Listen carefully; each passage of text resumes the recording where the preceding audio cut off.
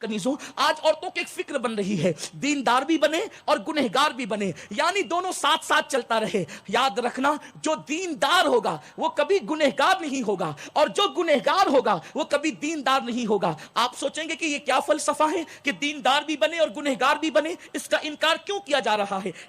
دیکھو، عورتیں دیندار اور گنہگار کس طرح بن رہی ہیں۔ ایک تو یہ، پرس کے اندر پنسورا بھی ہوگا، اور پرس کے اندر، موبائل کے اندر ہیرو اور ہیروئن کی تصویر بھی ہوگی۔ اب آپ مجھے بتائیں، پرس کے اندر پنسورا بھی ہوگا اور اس موبائل کے اندر ہیروئن کی تصویر بھی ہوگی، مجھے بتائیں جس دل کے اندر گناہ کی محبت ہو اس دل میں اللہ کا خوف نہیں ہو سکتا، اور جس دل میں اللہ کا خوف موجود ہو پھر وہ دل کبھی گناہ کی طرف مائل نہیں ہو سکتا۔ یہ نہیں ہونا چاہیے۔ نماز کے وقت میں عورتیں نماز بھی پڑھے اور پھر آدھی آستین کے کپڑے پہن کر ولیموں میں دندناتی پھرتی بھی پھریں۔ اللہ اکبر۔ شادی کے موقع پر عورتیں کبھی کبھی مصلی بھی تو بچھا لیتی ہے، لیکن اللہ اکبر، پھر اس شادی کے اندر پتلے کپڑے بھی بدن پر ہے، پتلے دوپٹے بھی بدن پر ہے، ہاف آستین کے کپڑے بھی بدن پر ہے۔ اللہ اکبر۔ میرے پیارے آقا صلی اللہ علیہ وسلم کے پیارے دیوانوں، یاد رکھیں، اس نمائشی دین سے کوئی فائدہ نہیں ہوگا۔ قرآن کہتا ہے عاملۃ ناصبۃ تصلی نارا حامیہ، عبادت کر کے آئیں گے، محنت کر کے آئیں گے، پھر بھی جہنم میں داخل کیے جائیں گے۔ جسم کو سنوارنے والیوں اور دکھاوے کی عبادت کرنے والی عورتوں کو بتا دو، اللہ کو دکھاوا پسند نہیں۔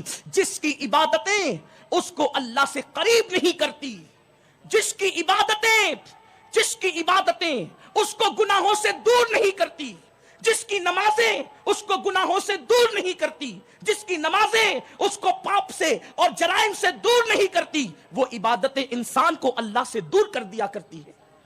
اب اگر تم نمازی بھی ہو اور سیریل بھی دیکھ رہی ہو، تم پنسورا بھی پڑھ رہی ہو، اور موبائل کے اندر ہیرو اور ہیروئن کی تصویر بھی ہے، ہاتھوں میں تسبیح بھی ہے، فلم بھی دیکھ رہی ہو،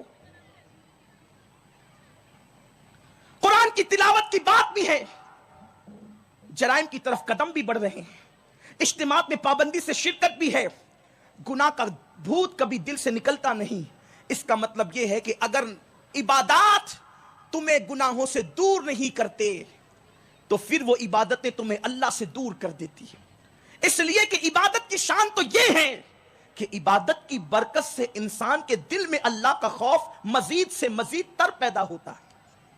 بڑی معذرت کے ساتھ، نماز بھی ہے، تلاوت قرآن بھی ایک حد تک ہے، عورتیں بہت ورد وظائف بھی کر رہی ہے، مردوں سے زیادہ روزے بھی رکھ رہی ہے، عورتیں کبھی 16 سیدوں کا روزہ بھی رکھ رہی ہے، پیر جمعرات کا روزہ بھی رکھ رہی ہے، لیکن سیریل نہیں چھٹتے، فلمیں نہیں چھٹتی، موبائل پر لمبی لمبی گفتگو نامحرموں سے نہیں چھٹتی۔ اب آپ مجھے بتائیں میرے پیارے آقا صلی اللہ علیہ وسلم کی کنیزوں، اس کا مطلب یہ ہے کہ آپ کی عبادت نے آپ کی زندگی پر کوئی اثر مرتب نہیں کیا، آپ کی نماز اور آپ کی تلاوت نے زندگی پر کوئی اثر مرتب نہیں کیا۔ میرے صادق و مصدوق نبی سید کونین قائد المرسلین نے فرمایا التقوی ہاں ہونا، تقوی تو یہاں ہے، اللہ کا خوف تو دل میں ہے۔ اگر دلوں کے اندر اللہ کی خشیت نہیں تو بناوٹی دین سے کچھ حاصل نہیں۔ میرے پیارے آقا صلی اللہ علیہ وسلم کی کنیزوں، بڑی معذرت کے ساتھ کبھی کبھی سننے میں آتا ہے فلانی عورت تو بڑی پابند ہے، نماز کی، تلاوت قرآن کی بڑی پابند ہے، پرس سے پنسورا کبھی چھوٹتا نہیں ہے، سفر میں جاتی ہے تو بھی لے کر جاتی ہے، لیکن پھر گھنٹہ ڈیڑھ گھنٹہ اجنبی لڑکوں سے بات بھی ہو رہی ہے۔ ایسا کبھی نہیں ہو سکتا۔ ارے جن کے دلوں میں اللہ کا ڈر پیدا ہوتا ہے پھر وہ تو مباح اور بعض جائز کاموں کو بھی ترک کر دیتے ہیں۔ حضرت سیدنا داؤد طائی ایک بزرگ کی بارگاہ میں 40 سال تک گئے اور ان کی خانقاہ میں جا کر کے بیٹھتے تھے۔ ایک دن انہوں نے کہا داؤد ذرا تیرے سر کے اوپر جو ایک پٹرا ہے، ایک تاک ہے، اس میں قرآن کا مصحف رکھا ہوا ہے، ذرا وہ نکال کر مجھے دو۔ تو حضرت داؤد طائی نے کہا کہاں ہے؟ کہا بندے 40 سال سے آتا ہے اور تیرے سر کے اوپر تاک ہے، تو وہاں بیٹھتا ہے، تجھے پتا نہیں کہ یہاں تاک ہے؟ حضرت داؤد طائی نے کہا اللہ کے ڈر سے اوپر اس لیے نہیں دیکھتا کہ اگر بلا وجہ اوپر دیکھ لیا، اللہ نے پوچھا کہ تو نے نظروں کا غلط استعمال کیوں کیا تھا، تو میں اللہ کو جواب کیا دوں گا؟ اس لیے حضرت 40 سال سے آپ کی خانقاہ میں آتا ہوں، لیکن میں نے کبھی آپ کی خانقاہ کی طاق تک نہ دیکھی. وہاں 40 سال تک خانقاہ میں آ کر 40 سال میں کبھی خانقاہ کی طاق بھی نہیں دیکھی جس میں قرآن رکھا ہوا ہے, اور یہاں تو طاق جھانک آج فیشن بن چکا ہے. میرے پیارے آقا صلی اللہ علیہ وسلم کی کنیزوں, ہم کہاں ہیں جس کو حقیقت میں خشیت ربانی کہتے ہیں؟ قرآن اس کی طرف اشارہ کر رہا ہے. حقا تقاتی, ایسا ڈرو جیسا فیشن ہے وہ نہیں, ایسا ڈرو جیسا ڈرنے کا حق ہے. اور جنہوں نے حق کے مطابق ڈرا اللہ سے, پھر قرآن ان کے بارے میں کہتا ہے لا خوف علیہم ولا هم یحزنون, انہیں نہ غم ہے نہ خوف ہے. کیوں؟ انہوں نے اللہ سے ڈرنے کا حق ادا کیا. ان کے چہرے دنیا میں چمکے, ان کی قبریں آج تک چمک رہی ہے, اور انشاءاللہ قیامت میں بھی ان کے چہرے چمکتے نظر آئیں گے. کیا ہے اللہ سے ڈرنے کا حق؟ ایک بہت بڑے بزرگ ہیں سیدنا امام سفیان ثوری رحمت اللہ علیہ, 99 ہجری میں پیدا ہوئے. دور رسالت سے بہت قریب دور ہے 99 ہجری کا دور, اور ابھی آپ 20 یا 22 سال کی عمر میں تھے کہ آپ کی کمر جھک گئی تھی اور آپ لاٹھی لے کر کے چلتے تھے. عام طور پہ کمر کب جھکتی ہے؟ 80 سال سے انسان کی عمر کراس کر جاتی ہے, 80 سال سے انسان کی عمر بڑھ جاتی ہے, یعنی جب بڑھاپے کا مکمل غلبہ ہو جاتا ہے تب کہیں جا کر انسان کی کمر جھکتی ہے. لیکن ابتدائی جوانی میں امام سفیان ثوری کی کمر جھک گئی تھی, لاٹھی لے کر کے چلتے تھے. شاگردوں نے بہت کوشش کی معلوم کرنے کی کہ آپ کی کمر کیوں جھک گئی, آپ کی کمر کیوں جھک گئی. توجہ سے سننا میری بہنوں, کبھی نہیں بتایا کسی کو کہ کمر کیوں جھک گئی. ہم سے اگر کوئی پوچھے نا کہ یہ کیوں ہو گیا تو ہم تو پھر لمبی لمبی اس کے سامنے بیان کرتے. بلکہ عورتیں جب بیٹھتی ہیں تو کہتی ہیں الحمدللہ میں تو پیر کا بھی روزہ رکھتی ہوں, پھر جمعرات کا بھی رکھتی ہوں, یہ 13, 14, 15 کا بھی رکھ لیتی ہوں, پھر 16 سیدوں کا بھی رکھ لیتی ہوں, اور پھر میرے چلتے ہی رہتے ہیں. میری بہن کس کے لیے تو کر رہی ہے؟ نفس بدکار نے دل پر یہ قیامت توڑی, عمل نیک کیا بھی تو چھپانے نہ دیا. اپنے اعمال کو بتا کر کس سے سند لینا چاہتی ہو؟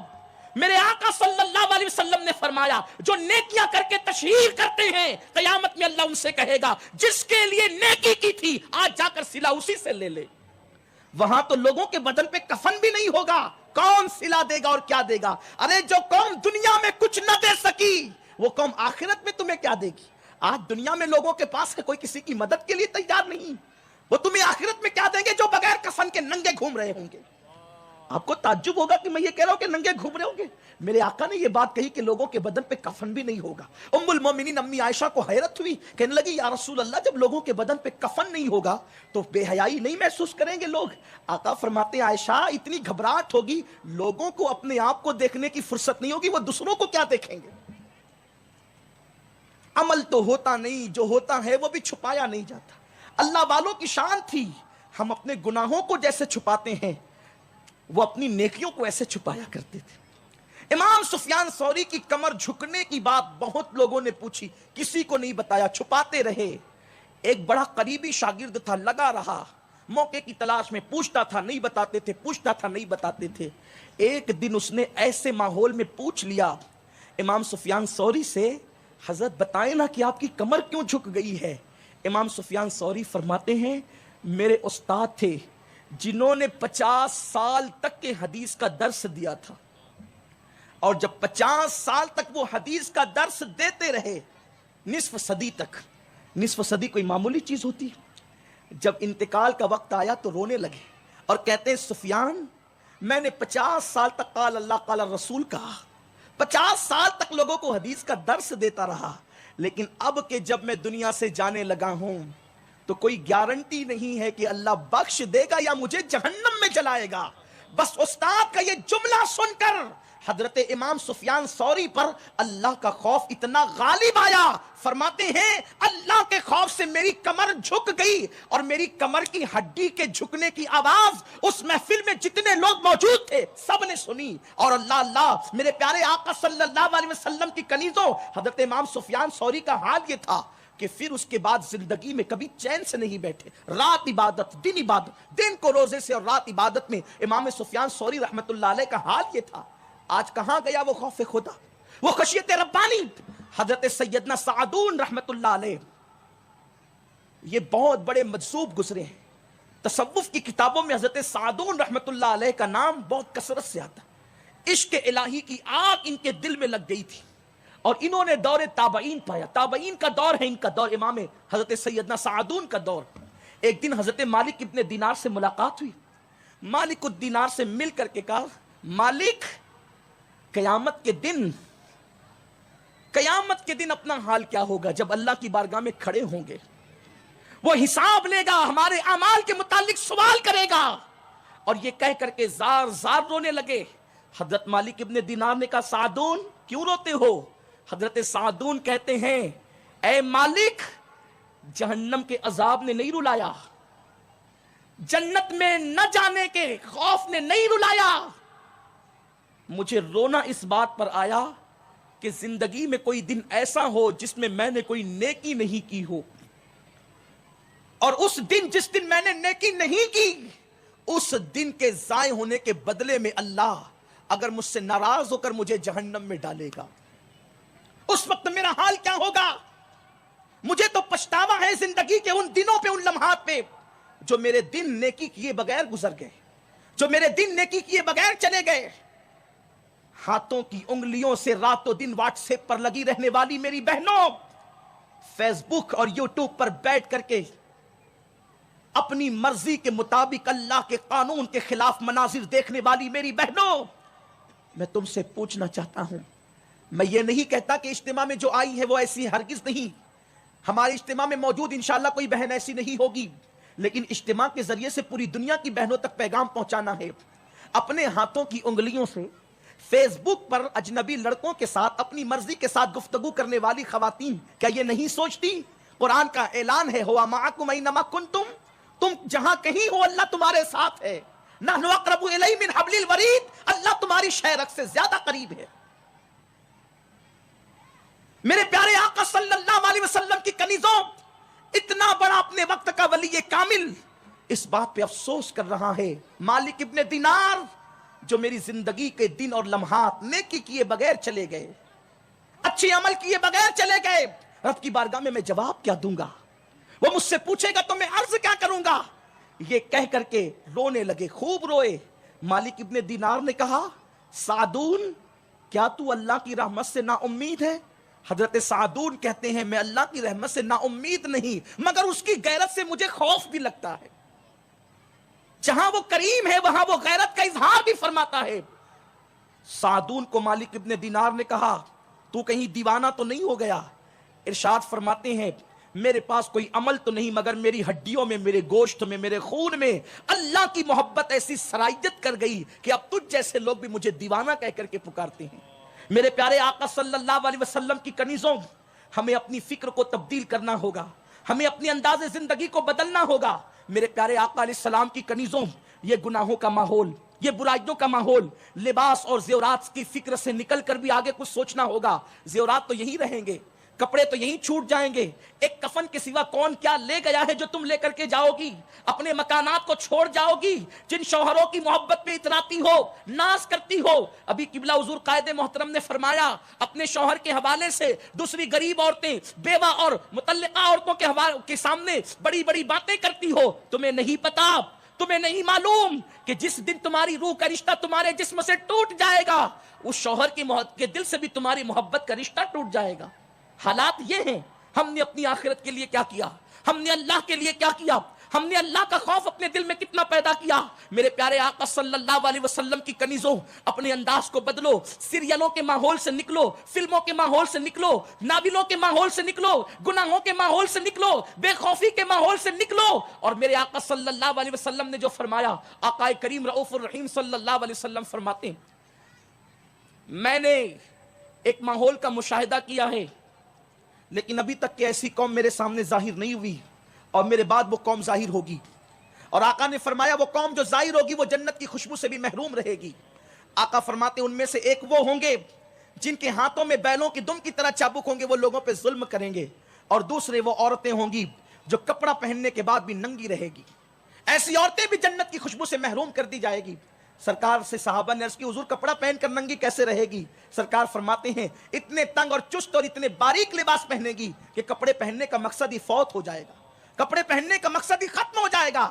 آج دوپٹے تو سر پر ہوتے بھی کیا ہیں، چھوٹے چھوٹے دوپٹے مفلروں کی طرح گلے میں لٹکتے ہیں، یہ فیشن ہے۔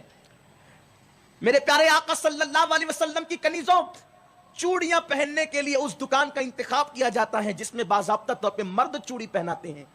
میرے آقا مصطفیٰ جان رحمت فرماتے ہیں عورت کے جسم سے کسی مرد کا حصہ مس ہو جائے اور اس میں اس کی خواہشات ہو، آقا فرماتے ہیں اس عورت کے جسم کے حصے پہ سب سے زیادہ کسی کا حق ہے تو جہنم کی آگ کا حق ہے۔ ہمیں ڈر نہیں لگتا؟ اللہ نے ہمیں گرم پانی کے عذاب سے نہیں ڈرایا بلکہ جہنم کی آگ کے عذاب سے ڈرایا۔ میری ماؤں اور بہنوں، اللہ کی بارگاہ میں حاضر ہونا ہے، رب کی بارگاہ میں کھڑے ہونا ہے۔ کیا خوف تھا خواتین اسلام کے اندر، عورتوں کے دل و دماغ میں اللہ کی خشیت کتنی تھی، خوف کتنا تھا۔ یہی حضرت مالک ابن دینار کہتے ہیں، حضرت مالک الدینار کہتے ہیں کہ مکے میں ایک عورت تھی جس کی آنکھیں اتنی خوبصورت تھی کہ لوگ دور دور سے عورتیں اس عورت کی آنکھوں کو دیکھنے کے لیے آتی تھی۔ اللہ کے خوف سے وہ اتنا روتی تھی، کسی نے مشورہ دیا اللہ کے خوف سے بہت روتی ہو، روتے روتے کہیں آنکھوں کا حسن نہ چلا جائے، تو کہتی ہے اللہ کے خوف سے رو رہی ہوں، آنکھوں کا حسن چلا گیا کوئی بات نہیں، رونا میرے کریم کو پسند آئے گا تو آخرت میں اس سے بہتر آنکھیں عطا کر دے گا، اور اگر ناراض ہو گیا تو پھر یہی آنکھیں جہنم کے اندر جلے گی۔ آج سفید چمڑی پر اتنا اتراتی ہے عورتیں، اپنے آگے کسی کو کچھ سمجھتی ہی نہیں۔ عورتیں بلا عذر شرعی بے پردہ بائک چلا رہی ہے، اپنے ہنر کا اظہار کر رہی ہیں۔ مجھے ان مردوں پر افسوس ہے جن میں اتنی طاقت بھی نہیں کہ وہ اپنے گھر کی عورتوں کو اپنے گھر سے نکال کر ان کی منزل تک پہنچا سکیں۔ عورتوں کو تنہا کر دیا گیا، عورتوں کو اکیلے چھوڑ دیا گیا، جبکہ مصطفیٰ جان رحمت صلی اللہ علیہ وآلہ وسلم نے فرمایا عورت کی عزت خوشبو کی طرح ہے، جب تک خوشبو شیشی کے اندر ہوتی ہے محفوظ ہوتی ہے اور شیشی کے باہر نکلتی ہے تو بکھر جاتی ہے، ایسے ہی عورت جب گھر کے باہر نکلتی ہے تو اس کی عزت کے بکھرنے کے خطرات بڑھ جاتے ہیں۔ عورت جب بے پردہ اکیلے گھر سے باہر نکلتی ہے تو 17 شیطان اس کے ساتھ ہوتے ہیں اور اس کو خوبصورت بنا کر پیش کرتے ہیں اور مردوں سے کہتے ہیں اس کو دیکھو، اس کو تکو، اور ان کے دلوں میں گناہ کے وسوسے پیدا کرتے ہیں۔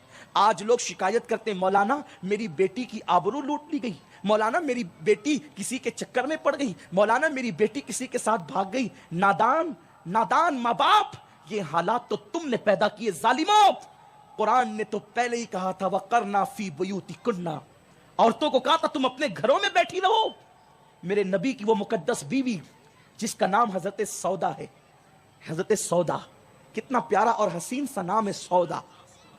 افسوس یہ ہے کہ آج لوگوں کو میرے نبی کی مقدس ازواج کے نام بھی یاد نہیں۔ لوگ کہتے ہیں نئے نام بتائیں، کس کے نام پر نیا نام رکھو گے؟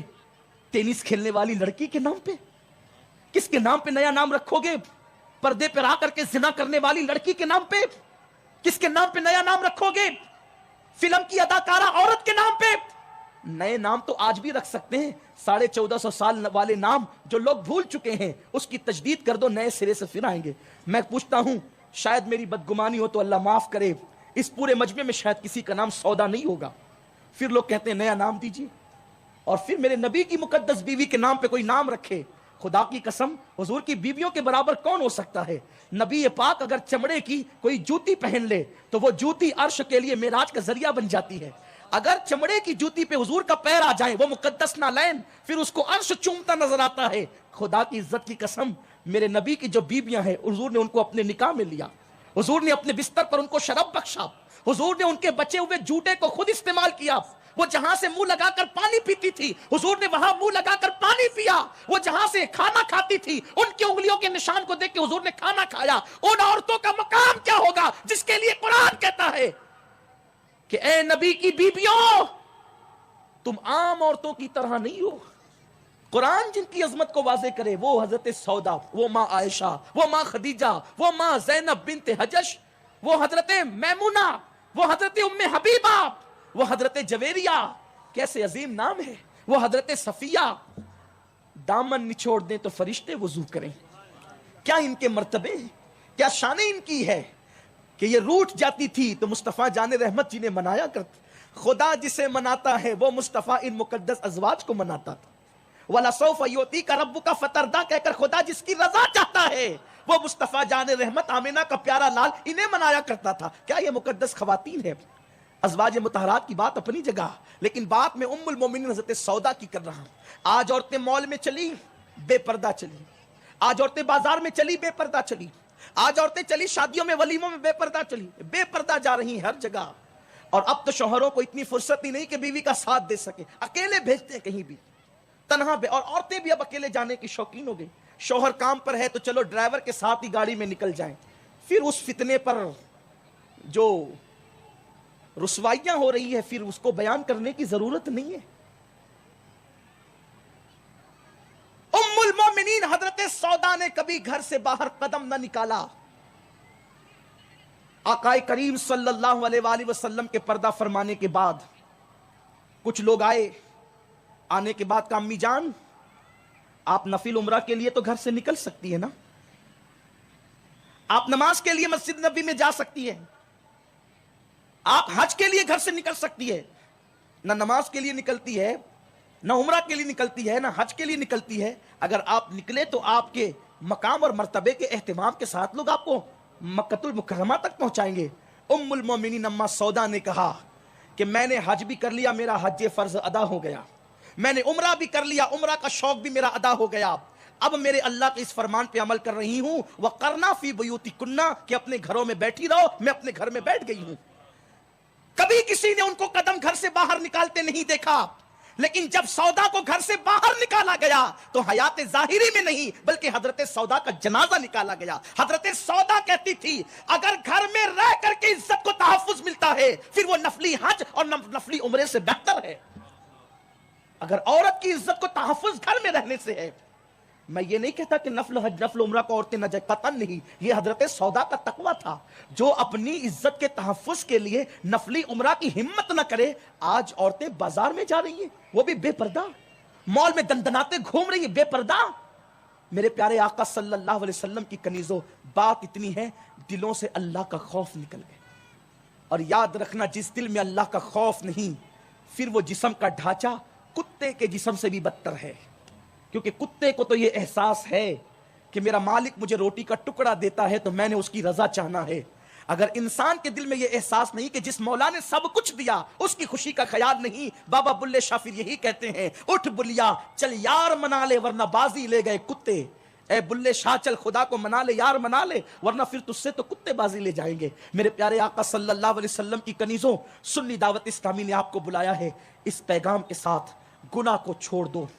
گناہ میں ذلت بھی ہے، گناہ میں رسوائی بھی ہے، گناہ میں رزق کی تنگی بھی ہے، اللہ کی نافرمانی میں آبرو کو خطرہ بھی ہے، اللہ کی نافرمانی کرنے میں بیماریاں بھی ہے، اللہ کی نافرمانی کرنے میں حسن کو 100 دھکے بھی ہے. آؤ اللہ کی نافرمانی سے توبہ کر لیں، آؤ اپنی زندگی کو تبدیل کر لیں، آؤ اپنی زندگی کو بدل لیں. اس لیے کہ توبہ کے دروازے کھلے ہوئے ہیں. آج سے پہلے جو ہوا سو ہوا، آج کے بعد گناہ نہ کریں. اس لیے کہ گناہ انسان کو تباہ کرتے ہیں، گناہ انسان کو برباد کرتے ہیں. اور ایک بات میں کہتا ہوا چلوں، آج طلاق کی شرح بڑھتی جا رہی ہے، خواتین پریشان ہے شوہر نکاح کے بعد وفا کرے گا بھی یا نہیں کرے گا. میرا اللہ قرآن میں کہتا ہے ان الذین آمنوا وعملوا الصالحات سیجعل لهم الرحمن ودا. جو ایمان لانے کے بعد اچھے عمل کرتے ہیں اللہ ان کی محبت کو لوگوں کے دلوں میں انڈیل دیتا ہے. ارے نادان، جب نیک عمل کی برکت سے جانوروں کے دلوں میں محبت انڈیل دی جاتی ہے تو کیا تیرے شوہر کے دل میں اللہ تیری محبت پیدا نہ کرے گا؟ آج سے 100 سال پہلے ابھی بھی مسلمانوں کے یہاں طلاق کی شرح سب سے زیادہ کم ہے الحمدللہ، لیکن اس کم میں بھی اسلام اس کو پسند نہیں کرتا اور اس کو ختم کرنا چاہتا ہے. بلا عذر شرعی طلاق کو روکنا چاہتا ہے اسلام. میرے آقا صلی اللہ علیہ وسلم کی کنیزوں اگر تم نیک عمل کرنے لگو تو تمہاری محبت ہر ایک کے دل میں اللہ ہر مخلوق کے دل میں پیدا کرے گا. آپ نہیں دیکھتے وہ رابعہ جس کو کوئی جانتا نہیں ہے، یعنی جس کا کوئی وجود نہیں جانتا، آج اس رابعہ کا تذکرہ خطیب کرتے ہیں. وہ سیدہ فاطمۃ الزہرا منبر پر جمعہ کے دن اللہ اکبر لوگ پابندی کے ساتھ خطبہ جمعہ میں ان کا نام لیتے ہیں اور جب وہ مقدس اور معزز نام لبوں پر آتا ہے تو نگاہیں عقیدت سے جھک جاتی ہے. آخر اللہ اکبر اما عائشہ کے نام پر پر سورہ نور کی آیتیں ترانہ پڑتی ہوئی نظر آ رہی ہیں. آخر یہ بھی تو خواتین ہیں. میرے پیارے آقا صلی اللہ علیہ وسلم کی کنیزوں, دقیانوسیت والی سوچ سے نکلو, گناہوں کے خول سے نکلو, گناہوں کی گندگی سے نکلو. گناہوں میں کوئی لذت نہیں, گناہوں میں کوئی مزہ نہیں. اگر بننا ہے ٹینس کی ماہر لڑکی کی طرح نہ بنو, اگر بننا ہے سیریل اور فلموں کی اداکارہ کی نقل نہ کرو, اگر نقل ہی کرنا ہے تو میرے نبی کی اس شہزادی کی نقل تو کرو جس کے لیے اللہ اکبر, جس کے گھر میں جبریل امین جیسا فرشتہ بھی اجازت کے بغیر داخل نہیں ہوتا. ذرا اس خاتون کی بھی تو نقل کرو. میرے پیارے آقا صلی اللہ علیہ وسلم کی کنیزوں, توبہ کرو, اللہ توبہ کو قبول کرے گا. اور یہ جو طلاق وغیرہ کی بلا عذر شرعی جو نحوست کے اندر عورتیں آج مبتلا ہو گئی, ادھر سے 6 مہینے شادی ہوئی طلاق ہو گیا, 3 مہینے شادی کو ہوئے طلاق ہو گیا, ہاتھوں کی مہندی بھی نہیں چھٹی طلاق ہو گیا. 200 سال پیچھے جائیے, کبھی آپ کو طلاق ایسا نظر نہیں آئے گا. خال خال کہیں عذر شرعی کی بنیاد پہ طلاق ہوتا تھا, بلکہ لوگوں کے دلوں میں محبت اتنی تھی, بیوی جب تک جیتی تھی اس کے چہرے پہ جھریاں نہیں دیکھی جاتی تھی, بلکہ اس کے ساتھ وفا کے معاملات نبھائے جاتے تھے. ارے مرنے کے بعد بھی آہو خانے بنا کر کے جسم کو محفوظ رکھنے کی کوشش کی جاتی تھی, اور اس کے بعد تاج محل میں حسین و جمیل قبر بنا کر بتایا جاتا تھا کہ مسلمان وہ وفا کرتا ہے جیتے جی ہے تو بھی اس کو اپنے گھر میں رکھتا ہے, اور انتقال کر جائے تو پھر اس کے لیے بھی کوئی محل بناتا ہے. ایسی کوئی مثال تو دنیا میں کسی کی نہ ملے گی. لوگوں نے زندوں کے لیے تو محل بنائے ہیں, لیکن مردہ بیویوں کے لیے محل بنانے کا دل اور تصور مسلمانوں کے سوا کس کے پاس ہے؟ میرے پیارے آقا صلی اللہ علیہ وسلم کی کنیزوں, لیکن یہ محبت کب تک تھی؟ اس وقت تک جب عورتیں محبت صرف شادی کے بعد کرتی تھی. توجہ کریں, عورتوں کی محبت جب صرف شادی کے بعد تھی تو یہ محبت ہمیشہ رہتی تھی. اب شادی سے پہلے بھی محبت ہونے کا تصور آ گیا تو پھر تباہی مچ گئی, واہی تباہی مچ گئی. آؤ میری بہنوں, احساس کرو, اور یاد رکھنا جاتے جاتے اختتام پر جو میں ہر اجتماع میں آپ لوگوں کو درس دیتا ہوں, آج اختتام پر چند جملے کہتے ہوئے رخصت ہو جاتا ہوں. اگر کوئی زیور کی لالچ دے کر, خوبصورت کپڑوں کی لالچ دے کر, بائک پر گھمانے کی لالچ دے کر, گھر بہتر بنانے کی لالچ دے کر, شادی رچانے کی لالچ دے کر, تمہیں محبت کا جھانسا دے کر تمہارے جسم کا سودا کرنے کی کوشش کرے, خدا کے لیے عورت کی آبرو سے بڑھ کر کیا چیز ہو سکتی ہے؟ میری بہنوں, آج کل کے نفس کے خواہشات کے اندر مبتلا مرد بھوروں کی طرح اور تتلیوں کی طرح ہے. جیسے بھورا اور تتلی پھول کا رس چوس کر کے پھر کبھی اس طرف کا رخ نہیں کرتے, ایسے ہی آج کل کے مرد عورتوں کی آبرو کا سودا کر کے پھر کبھی اس طرف کا رخ نہیں کرتے. اپنی آبرو کو بچاؤ, اپنی بچیوں کو اچھی تعلیم دو, اور آج سے پہلے اگر کوئی غلطی ہو گئی, کوئی خطا ہو گئی, کوئی لغزش ہو گئی, ابھی ہم سب یہاں پہ توبہ کریں گے, استغفار کریں گے, اللہ کا ذکر کریں گے, دعائیں کریں گے. انشاءاللہ میں امید کرتا ہوں ہم سب مل کر توبہ کریں, اس لیے کہ ہم میں کوئی ایسا نہیں ہے جو یہ دعویٰ کر سکے کہ میں نے گناہ نہیں کیا. ہم سب گنہگار ہیں, لیکن توبہ کے دروازے میرے اللہ نے کھول رکھے ہیں. کیسے کیسوں نے توبہ کی, اللہ نے ان کو بلند مرتبے عطا فرما دیے. ہم بھی توبہ کریں گے, اللہ ہماری بھی توبہ قبول فرما لے گا. بس توبہ پر ایک روایت پیش کر کے اپنی بات کو مکمل کر لیتا ہوں. میری بہنوں, ایک واقعہ حضور غوث الاعظم دستگیر نے خود بیان فرمایا ہے. واقعہ یہ ہے, دل سے سننا, بہت غور سے اسی پہ بات ختم ہوگی, اور سچی توبہ کر کے گھروں کو لوٹنا. لیکن سچی توبہ یہ نہیں کہ گالوں کو پیٹ جائیں, کانوں کو کھینچ جائیں, کانوں کو کھینچنا, گالوں کو پیٹنا, یہ سچی توبہ نہیں. سچی توبہ تو یہ ہے ایک مرتبہ گناہ کی گندگی سے نکل کر پھر دوبارہ اس راستے نہ جانا, اسی کو سچی توبہ کہتے ہیں. بزرگوں نے فرمایا بکری کے تھن سے دودھ نکلنے کے بعد دوبارہ اسی سوراخ سے کوئی دودھ کو اس راستے سے داخل نہیں کر سکتا. ایسے ہی گناہ سے نکل کر دوبارہ گناہ کی راہ نہ جانا, ایسی توبہ کو کہتے ہیں توبۃ نصوحا. یہ اللہ کو بہت پسند ہے, اور ایسی توبہ کرنے والے اللہ کے ولی اور اس کے دوست اور اس کے محبوب بن جایا کرتے ہیں. غوث پاک نے جو حکایت بیان فرمائی ہے وہ یہ ہے, میرے مرشد غوث الاعظم دستگیر فرماتے ہیں بنی اسرائیل کے اندر ایک نوجوان تھا, بہت عبادت گزار تھا, اور اس نے کبھی اپنی خانقاہ, اپنا سوما چھوڑ کر باہر قدم نہیں نکالا. لیکن اللہ کی خفیہ تدبیر, ہمیشہ انسان کو اللہ سے ڈرتے رہنا چاہیے. اللہ کی خفیہ تدبیر, ایک مرتبہ اس نے گھر کے باہر قدم کیا نکالا, دیکھا کہ ایک عورت تھی, وہ فاحشہ تھی, بند سنور کر اپنے دروازے پہ بیٹھتی تھی. انتہائی حسن و جمال اس کے پاس تھا, بلا کا حسن اس کے پاس تھا, غضب کا حسن اس کے پاس تھا. جب بھی وہ کسی کو گناہ کی دعوت دیتی تو لوگ اس کو سونے کے 10 سکے دیتے تھے, پھر وہ اپنے جسم پر لوگوں کو قبضہ دیتی تھی. ایک دن ایسا ہوا, اس عابد نے دیکھا اور اس کے قریب گیا کہ یہ تو زنا کرواتی ہے, یہ تو پیسے لے کر زنا کرواتی ہے. ایک حدیث بیچ میں یاد آئی, دل کے کانوں سے سنیں اس حدیث کو.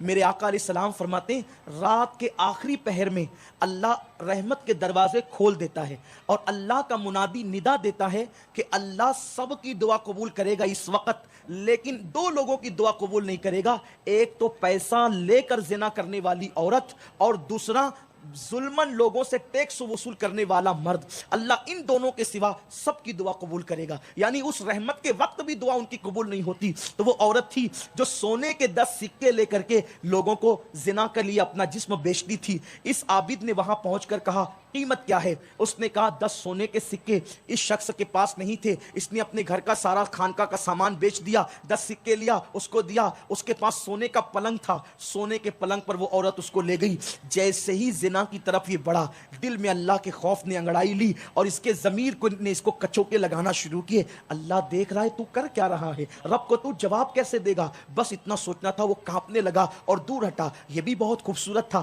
اس عورت نے پوچھا کون سی چیز تجھے روک رہی ہے اس کام سے؟ اس نے کہا میرے اللہ کا ڈر اور اس کا خوف مجھے روک رہا ہے. اللہ اکبر. اس عورت نے کہا کیا اس سے پہلے تو نے یہ نہیں کیا؟ اس نے کہا اس سے پہلے میں نے ایسا کام نہیں کیا, اب مجھے خوف ہوتا ہے, میں یہ کروں گا تو اللہ کو جواب کیا دوں گا. اس نے کہا چھوڑ یہ پرانی باتیں ہیں اور لذت اٹھا. اس نے کہا میری ہمت نہیں ہوتی, میں نے جو پیسے دیے وہ تیرے لیے حلال ہے, بس تو مجھے چلا جانے دے. اس عورت نے اس کو چلا جانے دیا. اس کے بعد اس کو احساس ہوا, بات دل سے نکلی اور دل میں اتر گئی. اس کو احساس ہوا وہ ایک مرتبہ زنا کرنے سے ڈرتا ہے, میں نے تو پوری زندگی زنا میں گزار دی, رب کو میں جواب کیا دوں گی. بس اس تصور کے ساتھ وہ گھر سے نکلی اور اس کے بعد اپنے خادمہ کو لے کر کے اور اس کے گھر کا پتہ پوچھتے ہوئے پہنچی. تو یہ نوجوان کو جب پتہ چلا کہ وہ فاحشہ عورت جو زنا کا کاروبار کرتی ہے وہ میرا پتہ پوچھ رہی ہے, تو جیسے ہی اس کو پتہ چلا عورت کا سامنا ہوا, چیخ مارا, زمین پہ گرا اور مر گیا. اس نے سوچا کہ میں تو یہ سوچ رہی تھی کہ اب نکاح کر کے حلال ذریعے سے اس مرد کے ساتھ زندگی گزاروں گی